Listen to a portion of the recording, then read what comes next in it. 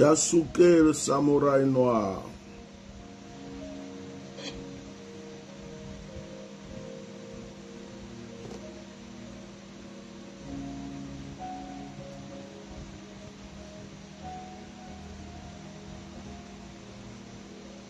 Partagez le direct. Anna Diop, sois béni. Partagez ce direct, ça va être très rapide. Hein? Je vous fais un compte rendu et vous dites ce que Dieu m'a montré cette nuit.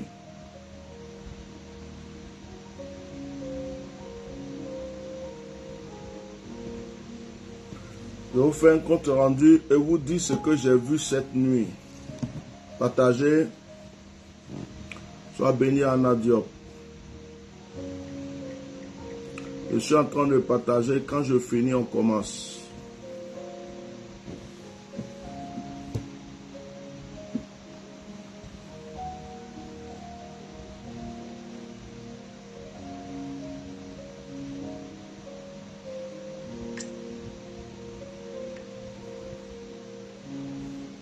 Partagez, faites comme moi, partagez.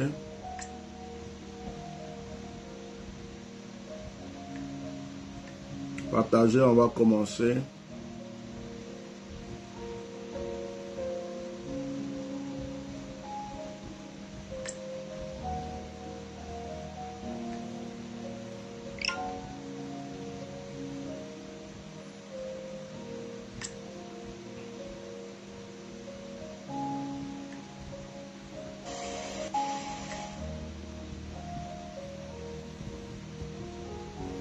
Ok.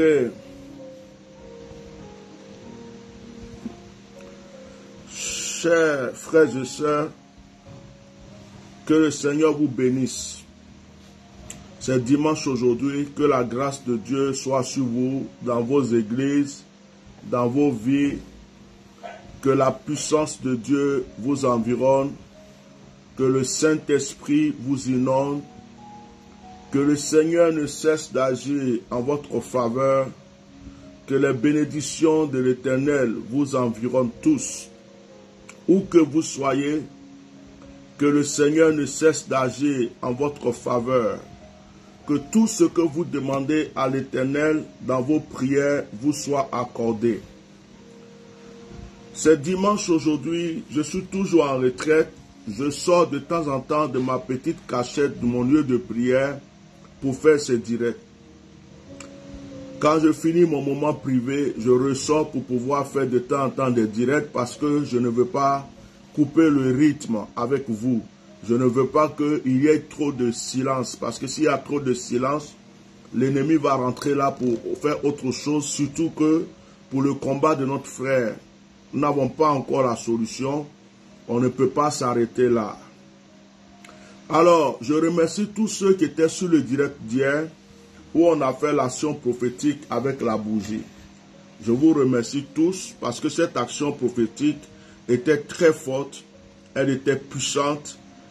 Et aujourd'hui, lorsque je me suis levé, parce que je voulais me reposer un peu, ne rien faire du tout, me reposer et puis adorer juste le Seigneur, j'ai regardé mon téléphone, j'ai vu qu'il y a eu beaucoup de messages de certaines personnes de certains pays africains, comme la Côte d'Ivoire. J'ai eu un message aussi du Togo.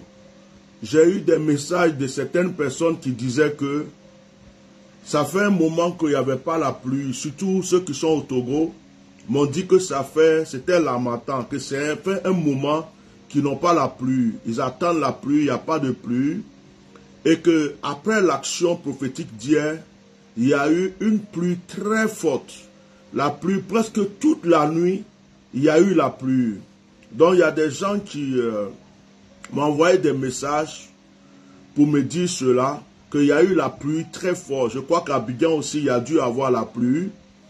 Mettez les cœurs, je veux voir votre présence. Or, chez moi, l'eau, la pluie est un signe. Quand je vais faire une délivrance qui pleut, je suis content.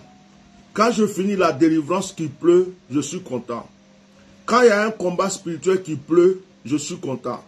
Quand le combat spirituel est fini qui pleut, je suis content. Parce que la pluie est toujours un signe pour moi. Pour moi, la pluie est le signe d'un combat spirituel ou d'une victoire. Parce que Dieu m'a mis en accord avec l'eau. C'est pourquoi quand je bénis l'eau, ça agit. Donc quand je prie quelque part, une fois on allait faire la délivrance d'un monsieur dans sa maison, on est resté, on a prié jusqu'à... Les démons ne voulaient pas partir. Et à un certain moment, il a commencé à pleuvoir. Dès que la pluie a commencé net, on ne sait pas, d'une manière miraculeuse, le monsieur s'est levé. J'ai dit Alléluia. Merci Seigneur. Donc la pluie est un signe pour moi. Donc quand je reçois des messages pour dire que il a plu très fort au Togo alors que c'était la matin. Il a plu très fort en Côte d'Ivoire. Et que des gens remercient Dieu pour dire vraiment, après l'action il a plu. J'ai dit gloire à Dieu, notre action prophétique n'était pas en vain. Que le Seigneur soit loué parce que pour moi c'est un signe de victoire. Je ne vous ai pas dit hier, quand vous m'avez vu faire l'action prophétique, partagez le direct. Hier, quand je suis venu faire le direct pour la bougie, vous n'avez pas vu comment était ma voix. Vous n'avez pas vu que je criais et que ma voix était cassée. Avant, pile poil avant, quelques minutes avant de venir faire le direct, j'ai reçu le signal d'une attaque. J'ai reçu le signal d'une attaque.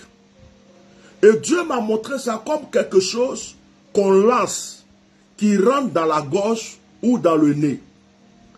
J'ai reçu ce signal. Et ceux qui étaient avec moi, j'ai dit, oh, il y a une attaque qui est lancée. Mais cette attaque-là, le but c'est la paralysie. J'entends esprit de paralysie. C'est comme si on veut chercher à me lancer un truc pour me paralyser. J'ai prié, j'ai rigolé même. J'ai prié et puis j'ai posé mes actions. J'ai fait ce que j'avais à faire. Je suis venu faire le direct. Mais quand vous avez vu hier, ma voix était bizarre. J'étais obligé de crier. C'est comme si je cherchais la voix quelque part. C'est parce que quelques minutes avant le direct, j'ai mené un combat. Ils ont lancé quelque chose. Et quand ils ont lancé, parce qu'on voulait m'empêcher, regardez le direct d'hier, on était à combien de vues? 80 ou 86. 80 ou 86. Ils ont attaqué le direct parce qu'ils savaient qu'il y avait un direct qui allait être fait pour le combat spirituel. Et puis, ils ont lancé quelque chose. Mais c'est là ils ont compris que je suis réellement un prophète, un homme de Dieu à tia normal. Parce que ce qu'ils ont lancé, c'est comme une insecte, un petit truc qui peut te rentrer dans le nez ou dans la gorge. Et puis, voilà. Après, tu ne sais pas ce qui t'arrive, tu te bloques et puis tu es paralysé. C'est ce qu'ils ont lancé hier. C'est ce qu'ils ont lancé. Parce que je m'apprêtais pour faire le direct. Je m'apprêtais pour faire le direct. J'ai fini de prendre la douche. Au moment où je m'apprêtais, je sens un truc. J'ai dit, mais c'est quoi ça? Et j'ai commencé, j'ai commencé à poser les actions, à prendre ce qu'il fallait, à poser ce qu'il fallait. Et le Seigneur me dit, ils ont lancé quelque chose. Le but, c'est la paralysie. C'est que tu fermes ta bouche, que tu sois paralysé, que tu ne puisses plus rien faire. Mais j'ai fait le retour à l'envoyeur et j'ai posé les actions. C'est là, ces personnes-là vont comprendre que le monsieur qui est assis là, il n'est pas simple. Mais quand j'étais venu, puisque je venais de mener le combat, vous voyez, ma voix était sec parce que je venais de mener le combat. Parce que si c'était passé au moins 1 heure avant ou 30 minutes avant, c'était truc. Mais c'était juste, on va dire 5 à 10 minutes avant le direct.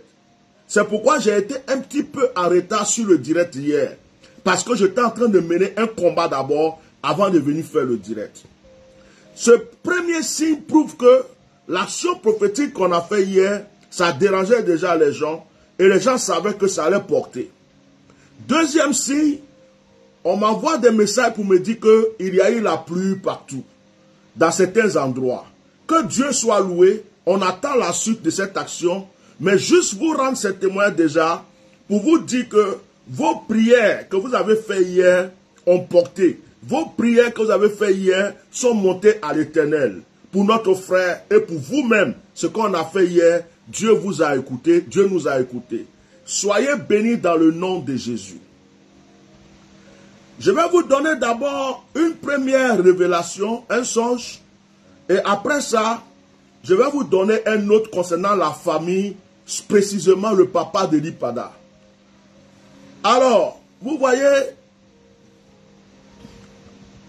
dans une première révélation, c'est comme si j'ai posé des actions. J'ai posé des actions, j'ai prié, et puis il y a des entités qui sont sorties. Les entités qui sont sorties du nord. Ces entités, je précise que ce n'étaient pas des anges. C'était des entités, des êtres créés par l'Éternel avec des pouvoirs très forts. On ne les voit pas comme les anges de lumière. Mais ils mènent des combats spirituels. Et ces entités, dans la révélation, ont trouvé Eli Pada dans le lieu où il était. C'est-à-dire que dans l'appartement où on l'a mis à Korogo, et puis ils ont mené un combat spirituel. Ces entités, dans la révélation, ont tué et égorgé tous ceux qui étaient en train de le surveiller, tout ça. Ils ont mené ce combat et les ont éliminés.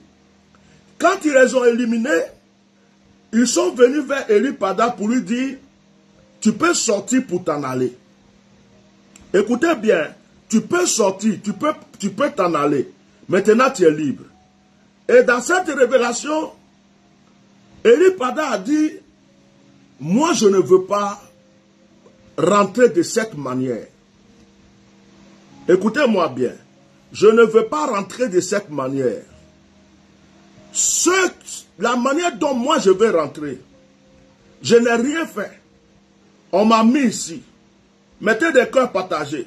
Je n'ai rien fait. On m'a fait du mal. On m'a mis ici. Ce que je veux, c'est que ceux qui m'ont mis ici, là, ce soit eux-mêmes qui me fassent sortir d'ici. Et il disait, je suis serviteur de l'Éternel. Je ne veux pas accepter que des êtres étrangers aux anges, que ce soit n'importe quelle entité, je ne veux pas collaborer avec eux, je ne veux pas qu'ils viennent me faire sortir d'ici. Ça sera comme si j'ai trahi mon Dieu. Le Dieu que je sers, c'est lui qui a permis que je sois ici. Vous, je ne vous connais pas. Même si vous êtes venu pour ma délivrance, je ne sais pas qui vous a envoyé, je ne sais pas pourquoi vous êtes là, mais je ne peux pas vous suivre pour sortir d'ici. Ceux qui m'ont mis ici, je suis en train de prier que ce soit eux-mêmes qui me fassent sortir d'ici, parce que c'est eux qui m'ont mis là. Ou que l'Éternel m'envoie des anges que je reconnais pour me faire sortir d'ici, mais je ne veux pas vous suivre.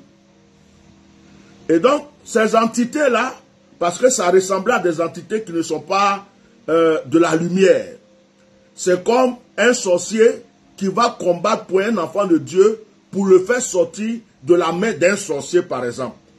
Donc, ces entités-là se sont senties impuissantes devant Eli Pada parce que Eli Pada ne voulait pas le suivre. Et puis, ils sont partis. Ils ont dit, bon, nous, on a fait notre part. S'il veut attendre que ce soit ces gens, même d'une autre manière, il veut sortir, que sa volonté soit faite. Et ils se sont dissipés, ils sont partis. Donc, ça c'était une révélation. Ça fait quelques jours que je l'avais reçu, mais je ne voulais pas vous en parler.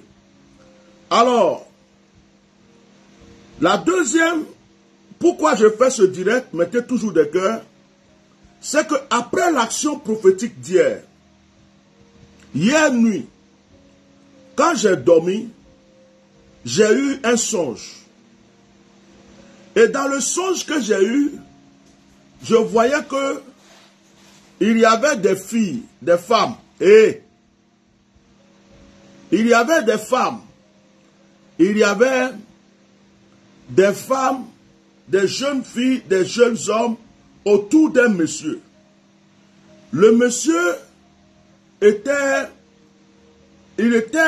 pas mince, mais c'est quelqu'un de normal. Il n'est pas mince, mais il n'est pas gros. Il n'a pas beaucoup de chair pour dire quelqu'un qui est en forme.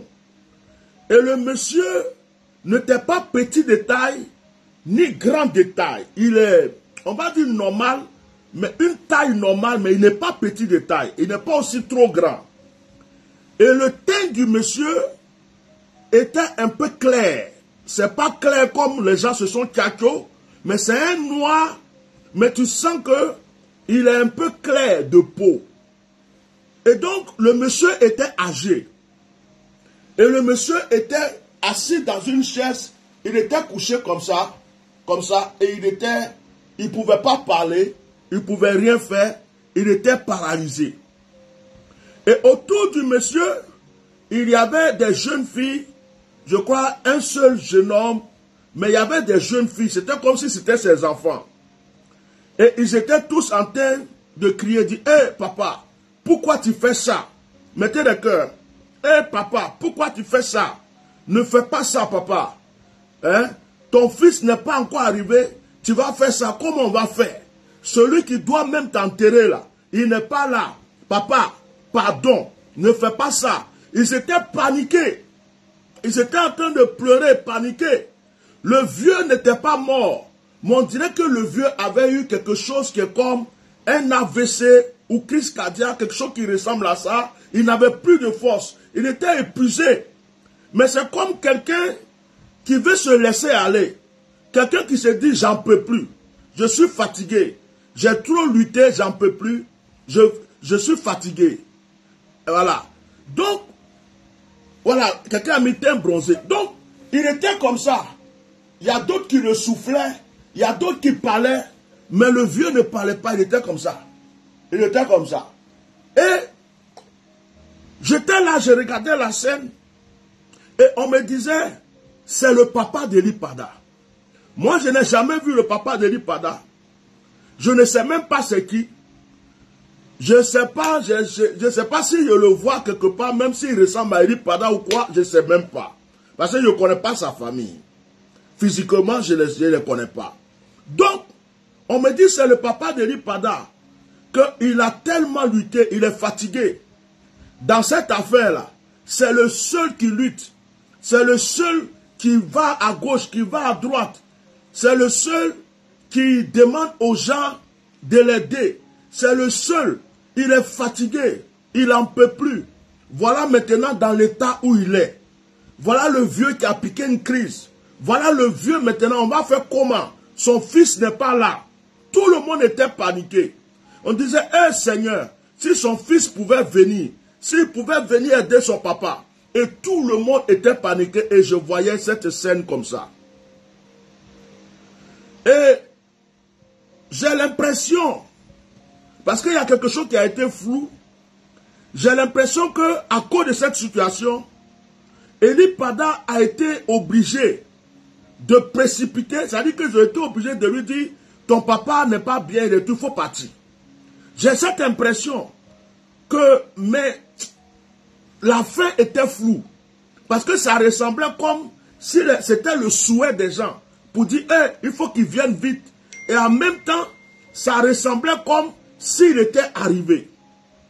Et le vieux était là. Moi, je n'ai jamais vu le papa d'Eli Pada. Ceux qui le connaissent pourront venir me dire dans ce direct, par des messages, si c'est vrai. Le monsieur n'est pas grand de taille.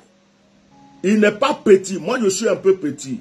Mais il peut me dépasser un peu. Il n'est pas gros. Il n'est pas large. Le monsieur a une forme normale. Il n'est pas mince pour dire quelqu'un qui est très mince. Et puis le teint était bronzé. Il y a du clair dans le noir. C'est pas noir, noir, noir. Hein? Voilà. Donc, je me suis levé ce matin et j'ai dit attention. Hier, ils ont voulu me lancer un esprit de paralysie. J'ai combattu. Mais si effectivement le papa d'Eli Pada est la seule personne réellement, comme j'ai vu dans le songe, qui se bat, qui lutte, qui essaie de frapper à certaines portes, on ne le voit pas, mais peut-être que c'est lui qui interpelle à gauche, à droite.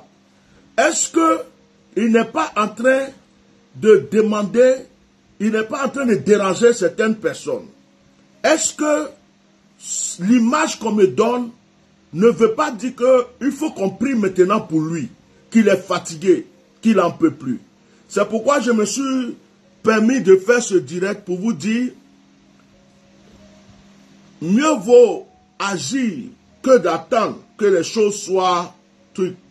Je ne suis pas en train de souhaiter que quelque chose arrive. Je ne suis pas en train de dire que c'est déjà arrivé. Je ne suis pas en train de dire que ça doit forcément arriver.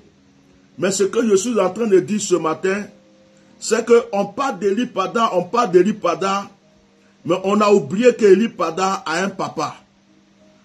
On a oublié que Eli Pada a une maman.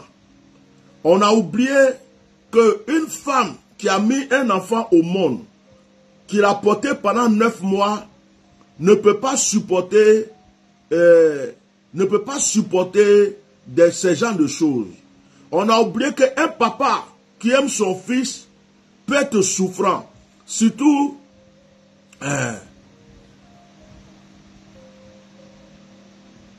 quelqu'un dit il est de teint bronzé, taille noble. Ok, merci beaucoup pour l'info. Merci beaucoup. Donc, 1m65. Merci. Mais il n'est pas gros, non? Ceux qui mettent commentaire là, il n'est pas gros. Il y a des gens qui le connaissent, qui mettent le commentaire. Merci de nous préciser. Déjà, le teint, ça me va.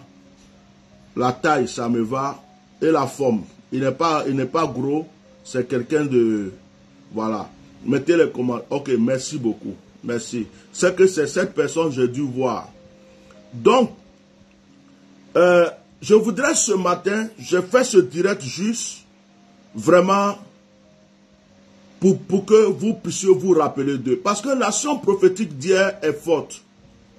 L'action prophétique d'hier est forte. Dieu va agir. Mais, aujourd'hui, beaucoup de personnes se disent, mais et les parents, et la maman, et le papa, et l'église, mais et ceux qui sont proches de lui. Mais vous ne pouvez jamais savoir ce qu'ils font dans le secret, les prières qu'ils font, ou la souffrance qu'ils ont dans le cœur. Vous ne pouvez pas savoir. Ils ne pourront jamais vous dire ça maintenant. Peut-être qu'un jour, vous allez le savoir.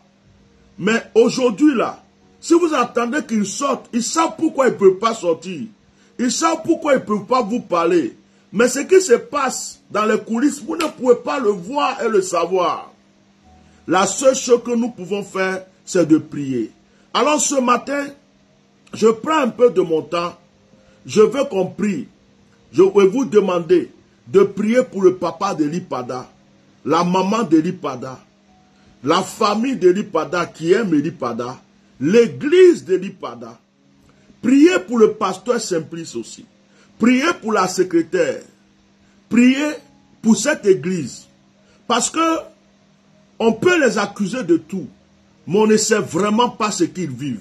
On ne sait pas quelle est la pression qui est réellement sur eux. Donc nous, au lieu d'accuser qui que ce soit, d'attaquer qui que ce soit, et de dire c'est pas normal, vous n'êtes pas à leur place pour savoir réellement ce qui se passe. Parce que si vous étiez à leur place, peut-être que vous aurez fait pire ou vous aurez fait la même chose. Donc, je crois que tout ce qu'ils souhaitent, eux, dans leur cœur aujourd'hui, c'est que le prophète Eli Pada rentre. Mais pour dire qu'ils sont contents ou qu'ils ne s'intéressent pas, ou c'est faux, c'est pas possible. Ils souffrent plus que nous peut-être. Mais ils ne peuvent pas réagir comme nous. N'oubliez pas qu'ils sont dans le pays. Et si ceux qui détiennent Eli Pada sont ceux qui ont un pouvoir plus grand dans le pays, qu'est-ce qu'ils vont faire?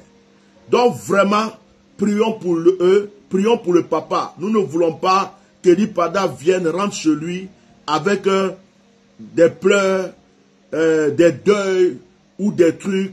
Prions pour son papa, prions pour son église, prions pour sa famille, que la grâce de Dieu soit sur leur vie. Alors, bien-aimés, je vais prier et je vais vous demander, vous aussi, chez vous à la maison, de la manière, moi je prendrai une bougie tout à l'heure, de la manière qu'on a fait l'action prophétique hier avec la bougie, reprenez encore une bougie. Avec cette bougie-là, attrapez-la, priez encore pour Eli Pada aujourd'hui même, quand l'autre bougie est finie. Priez pour lui, priez pour sa maman, priez pour son papa, priez pour son église, priez pour eux. La prière de faveur, la prière de grâce, la prière de protection. Vous finissez de prier, je vous donne le psaume 53. Vous lisez le psaume 53. Le psaume 53. Quand vous avez fini de lire le psaume 53, allumez cette bougie à la faveur de la famille d'Eli Pada, de ses parents. Moi, je ferai pour moi tout à l'heure. Dès que je raccroche, je vais faire pour moi. En leur faveur, que Dieu les garde, Dieu les protège. On ne veut aucun malheur. On veut que notre frère revienne et qu'il trouve sa famille intacte et son église intacte. Donc, je vais prier, je vais vous libérer et je vous remercie pour votre fidélité. Il y a une chose que je vais dire avant de couper le direct. J'ai remarqué quelque chose hier. Quand j'ai mis le titre hier, combat spirituel pour Eli Pada, et qu'on a commencé le direct, le nombre de vues n'a pas dépassé 90. Après le direct, je me suis dit, on dirait que les gens en ont marre de cette histoire. On dirait que les gens en ont marre de ce combat. On dirait que les gens se disent, si toi tu ne veux pas laisser tomber, nous on est fatigués. C'est quelle affaire qui ne finit pas. On dirait que les gens se disent, le monsieur là aussi, affaire d'Eli Pada là, il ne peut pas nous laisser respirer. Il est serviteur de Dieu. Au lieu de prier pour nous maintenant, au lieu de continuer ses actions prophétiques, au lieu de nous donner des révélations, des prophéties, chaque jour c'est Eli Pada, Eli Pada, Eli Pada. Il n'a plus rien d'autre à faire que nous on est fatigués. Donc j'ai l'impression que beaucoup de personnes ne sont pas venues sur le direct. Ils se sont dit, oh cette affaire-là, nous on est fatigués, on veut passer à autre chose. Mais après, dans le direct, quand j'ai dit, on va maintenant prier pour vous, et que j'ai commencé à proclamer, à prier pour les gens, le nombre de vues a commencé à augmenter.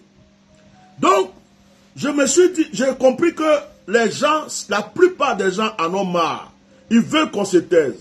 Mais je vais vous dire une chose. Je ne peux pas me taire.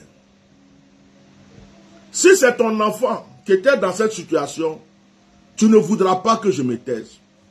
Si c'est ton mari, si c'est ton frère, si c'est ta soeur, si c'est toi-même, tu ne voudras pas que je me taise.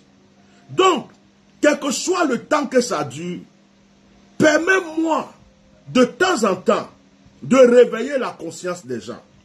Tu ne peux pas venir vouloir que je me taise. Pourquoi je vais me taire? Est-ce qu'il est rentré? Est-ce qu'on l'a vu? Même quelqu'un qui est mort là, on veut voir son cadavre. Est-ce que sa femme le voit? Est-ce que sa maman l'a vu? Est-ce que son papa l'a vu? Mais tu veux que je me taise pourquoi?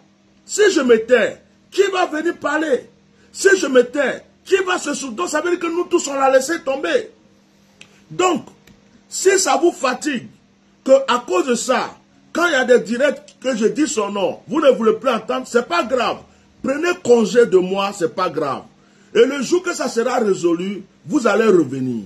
Maintenant, ceux qui veulent m'aider dans ce combat, toujours me soutenir, vraiment que Dieu vous bénisse. Parce que pour moi-même aussi, ce n'est pas facile. Moi-même là, je suis fatigué. Actuellement, je suis en retraite.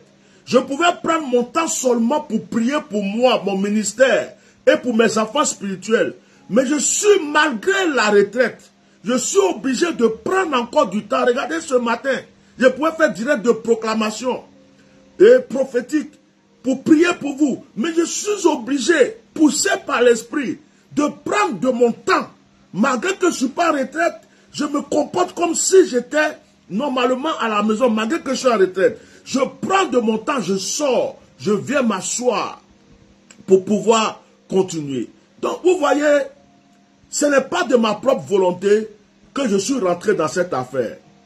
Avant que ça arrive, Dieu m'a pris pour prophétiser, pour dire aux frères de faire attention. C'est arrivé, Dieu m'a mis dedans. Quand les gens nous ont fait sortir sa vidéo où il était, Dieu m'a dit c'est pas vrai. Au fur et à mesure, peut-être que par ma bouche, par les révélations, peut-être que c'est ce que j'ai fait qui a fait qu'on n'a pas tué cet homme. Peut-être que c'est à force de crier que ce qu'ils ont voulu faire, ils n'ont pas pu le faire. Bon, si Dieu me dit, continue, Parce que si tu ne continues pas, quand tout le monde va se taire, ils vont pouvoir faire ce qu'ils veulent faire. Si moi je me tais, c'est pas bon. Ça veut dire que tout ce que j'ai fait n'a servi à rien. N'a servi à rien. Il y a beaucoup de choses que je ne peux pas vous dire aujourd'hui. Il y a beaucoup de combats. Il y a beaucoup de choses qui se passent. Il y a beaucoup de choses que je sais. Il y a beaucoup de choses que j'entends. Je ne peux pas tout vous dire. Mais franchement, je suis convaincu que ce monsieur est entre les mains des détracteurs. Tout le monde a essayé de me faire croire qu'il allait à une retraite. Tout le monde a essayé de me faire croire qu'il est parti jeûner. Tout le monde a essayé de me faire croire. Je dis, même des pasteurs m'ont appelé pour me dire, il est ici. On l'a vu là. Des gens se sont fait passer pour des prophètes, pour venir me révéler des trucs, pour essayer d'avoir ma sympathie. Dieu m'a dit, méfie-toi. Je suis resté serein dans ce que le Seigneur m'a dit de faire. Je ne peux pas comme ça lâcher. Si c'est le Seigneur qui me disait lâche, je peux comprendre. Mais il ne m'a pas encore dit ça. Au contraire, il me dit de temps en temps, prie pour ton frère, n'arrête pas, sors pour parler de lui. Donc frères et sœurs, que le Seigneur vous bénisse. Je peux comprendre que vous soyez fatigués. L'histoire est très fatigante. Je peux comprendre que vous ne comprenez pas pourquoi ça ne finit pas. C'est normal. Mais quelqu'un qui disparaît comme ça, ce n'est pas un enfant de 10 ans, de 7 ans. Un père de famille, un prophète qui n'a pas pu faire sa traversée et qui disparaît. On nous a fait croire qu'il est parti à une retraite encore, après 3 mois de retraite. Ça fait 2 mois et qu'on ne le voit pas. Mais aujourd'hui, là, tout le monde sait qu'on l'a enlevé. Aujourd'hui, tout le monde sait que ce que nous on disait était vrai. Aujourd'hui, tous ceux qui croyaient qu'on mentait savent que le monsieur n'est pas là à la retraite. Même s'ils ne peuvent pas parler, ils savent que derrière cette histoire, il y a quelque chose. Donc, la prière que nous faisons tous, c'est qu'ils ne soient pas morts. La prière que nous faisons tous, c'est que ces gens ne l'ont pas tué avant de faire leur vidéo. La prière que nous faisons tous, c'est que les gens ne l'ont pas prié après avoir fait leur vidéo. Et Dieu merci, le Seigneur nous convainc qu'il a envie. Le Seigneur nous convainc que notre frère est là. Qu'il faut qu'on prie parce que ces personnes attendent quelque chose. Et ils ne savent pas comment le libérer pour ne pas que leur nom sorte dedans. 2, ils veulent obtenir des choses de lui. 3, ils veulent vraiment mettre la pression. 4, ils veulent qu'on se taise à jamais. Et puis un jour, peut-être on va le voir apparaître de nulle part. Et tout le monde va croire que c'est un faux type. Il est parti à une retraite, il a menti à tout le monde. Et puis, il n'est pas... Voilà, les gens veulent nous faire croire tout ce qu'ils veulent. N'arrêtez pas de prier pour lui. N'arrêtez pas de penser à lui. Faites comme si c'était votre vie, votre frère, votre soeur, votre enfant, votre propre famille. Ne le laissez pas tomber. Malgré mon temps de retraite, vous voyez, je sors. Malgré mon temps de retraite. Seigneur, je vais prier pour ton serviteur encore ce matin. Et je vais prier principalement pour son papa. Car tu m'as montré son papa en songe. Je prie pour la santé de ce monsieur. Si Eli Pada s'appelle Guégué, c'est que son papa s'appelle Guégué. Je prie pour monsieur Guégué, je ne connais pas son prénom. Je prie pour monsieur Guégué, je prie pour sa femme. Je prie pour la maman d'Eli Pada. Je prie pour toute la famille d'Eli Pada qui tient à lui, qui souffre de son absence. Je prie pour l'église. Je prie pour le pasteur Simplice, pour la secrétaire, pour toute son équipe qui est restée. Je prie pour le pasteur Gloire. Je prie pour toute l'église. Je prie, Seigneur, que tu réconfortes cette famille chrétienne. Je prie, Père, que tu mettes fin à ce combat-là. Seigneur, par nos prières, ramène notre frère et que nous puissions te glorifier au nom puissant de Jésus. Amen. Que le Seigneur vous bénisse. Je vais vous laisser là parce que je dois aussi me recueillir. Passez une très bonne journée. Merci pour tous ceux qui soutiennent dans la prière. Et je voulais dire, il y a des gens qui ont appelé ma secrétaire, qui lui ont fait des petits gestes pour m'aider dans ce moment de retraite. Que Dieu vous bénisse. Je ne vous ai pas demandé, vous avez pensé vous-même. Donc la secrétaire m'a fait des comptes rendus. Telle personne t'a envoyé ceci, telle personne t'a envoyé cela. Que la grâce de Dieu soit sur vous pour ce que vous avez fait. Et le Seigneur bénisse tous ceux qui partagent les directs. Que le Seigneur bénisse tous ceux qui mettent des cœurs, des étoiles. Continuez à le partager un peu partout. Ceux qui peuvent monter ces directs pour mettre sur YouTube, faites-le. Que la grâce de Dieu ne vous quitte jamais. Au nom de Jésus-Christ de Nazareth. Shalom.